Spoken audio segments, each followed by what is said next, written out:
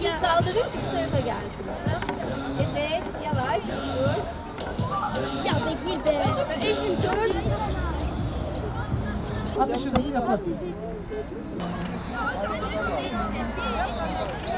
Bastır, bastır, bastır, bastır. Bastır, bastır, bastır.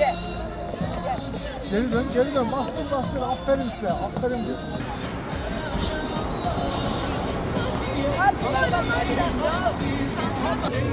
Hoş geldiniz başkanım. Bunlar akrabalar gençler. Başkanım, sıra veriyorum başkanım. Başkanım.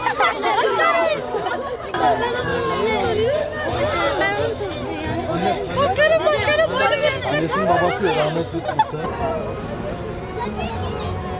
Evet, evet. Biz de fotoğraf çekelim. Gelin.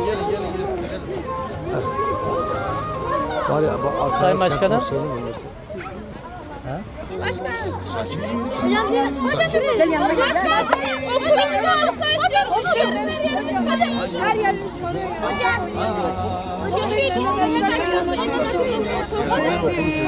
çıkın hele ya.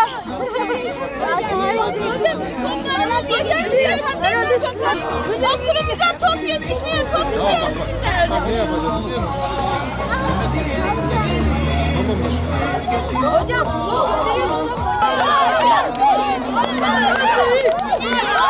bizim başkan. En büyük başkan bizim başkan. En büyük başkan bizim başkan. En büyük başkan bizim başkan. Hocamın haberleri yayılsın. Teşekkürler başkanım. En büyük başkan bizim başkan. En büyük başkan bizim başkan. Gayet güzeldi. Bu etkinlikleri bize sağladıkları için Yeşil Ülken Konseyi'ne, öğretmenlerimize ve Profesör Doktor İlhan Geçit'e çok teşekkür ederim.